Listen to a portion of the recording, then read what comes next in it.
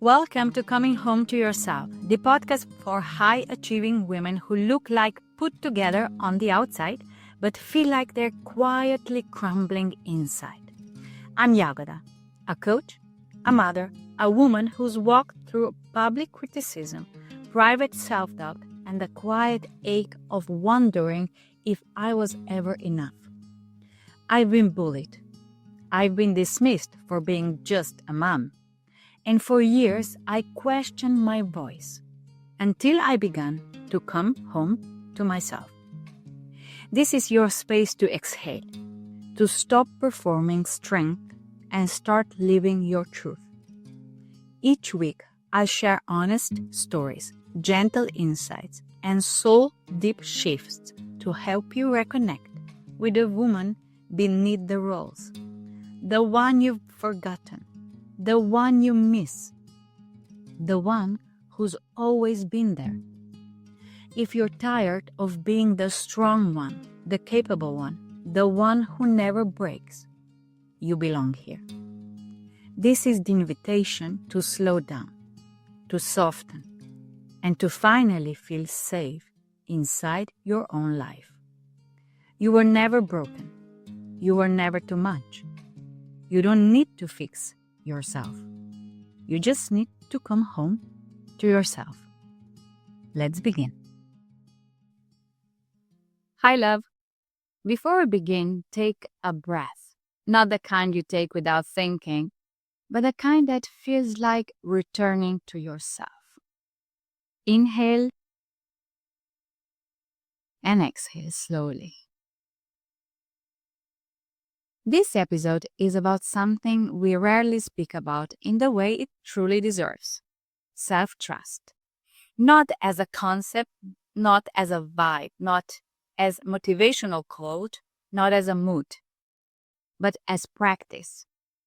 And it's built in the tiny, quiet moments when you notice yourself about to abandon your truth and choose to stay.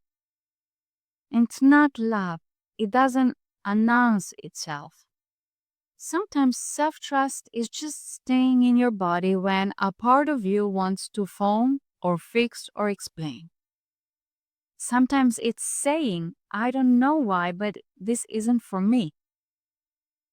Sometimes it's not even a no. It's just a pause, a breath between what's triggered you and what you used to do on autopilot.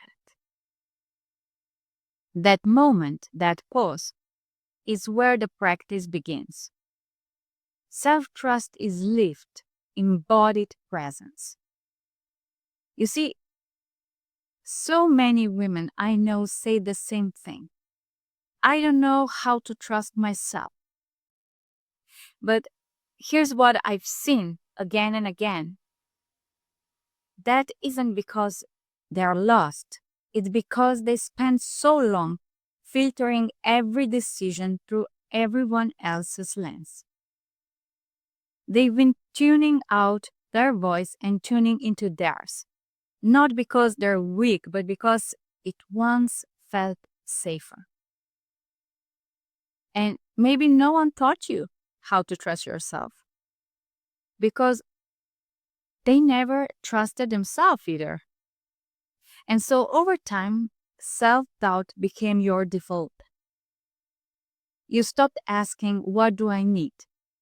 And started asking, what do they expect? You stopped listening to your body and started living like your life was a performance you had to perfect. This is what it means to rebuild self-trust, not through affirmations, not through perfection, but through awareness, through staying with yourself moment by moment, even when it's hard. Even when the old voice whispers, you don't know what you're doing. You're being selfish. You'll mess this up. I once heard this metaphor I love to bring here. Have you ever seen a bubble machine? The kind you fill with soap and turn on for your kids. Bubbles flying everywhere, sparkly, light, gone the moment you touch them. Now, imagine every person is a bubble machine, producing thoughts all day long. And those bubbles, that are your thoughts. Our minds are producing thought after thought, swirling nonstop. Some thoughts drift gently, some crash together and burst. Some are small, some are giant and loud. But here's the trick. Just because a thought floats by doesn't mean you have to chase it, especially the insecure ones. Especially the ones that say you're not ready, you'll fail, they leave. Why would you choose the thoughts that shrink you? That's not self-awareness, that's self-abandonment in disguise. And when we consistently react to those thoughts, pick them up, believe them, we erode our self-trust, thought by thought, day by day. But thoughts are not truth, they're suggestions. Some are helpful, some are creative, some are habitual, and some are just noise. But every thought leads to a feeling. Every feeling informs a behavior, and behavior creates a result.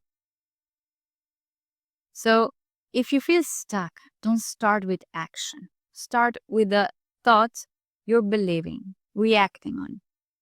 Start by noticing the difference between a helpful thought and a habitual fear. That's where inner leadership begins. And that's the heart of self-trust. Choosing which thoughts you decorate your life with. So, let me ask you,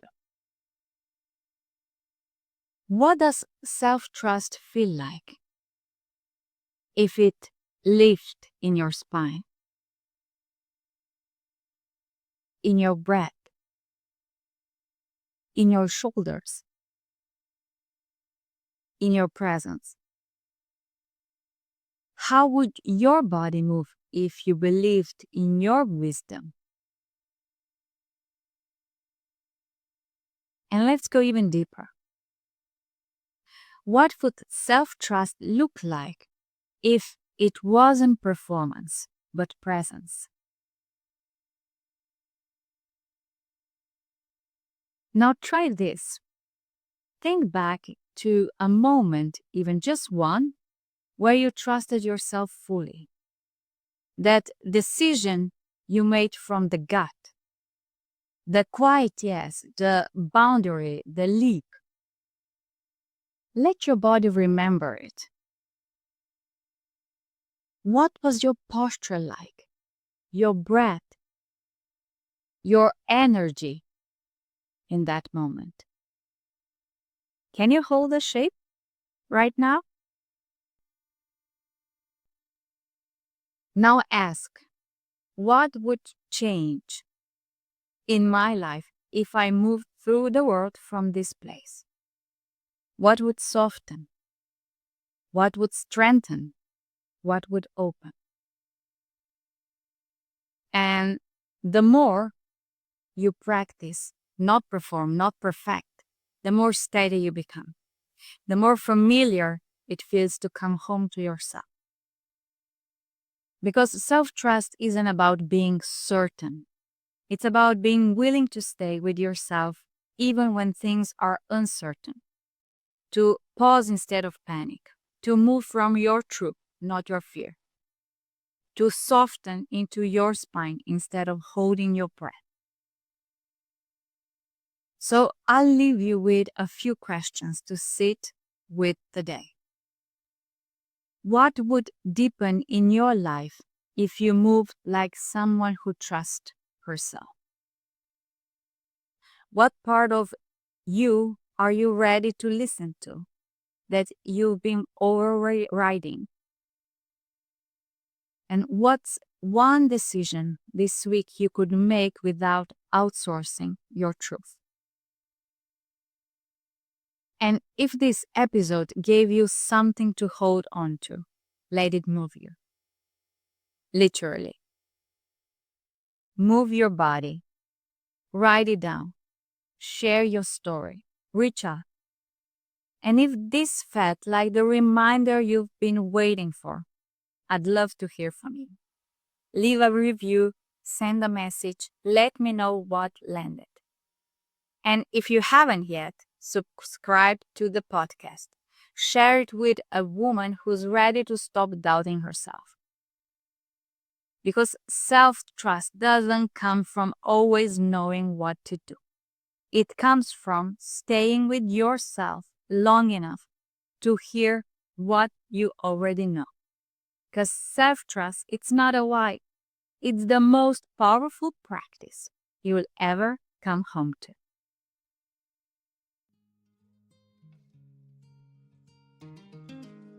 Thank you for being here, for listening, for feeling, for letting these words land wherever they needed to. If something stirred in you today, let that be enough. You don't need to figure it all out. You don't need to rush to fix or change anything. Just keep listening to yourself. And if this episode offered you something, a breath, a truth, a shift, I'd love to know. Come find me on Instagram and Facebook. The links are in captions. Or send me a message with a word that spoke to you most. I read every one. Because this isn't just a podcast, it's a return to your body, to your breath, to your heart, to your own voice. And no matter how far you've wandered, you're never too far gone to turn around and come home. Until the next time, take care of yourself.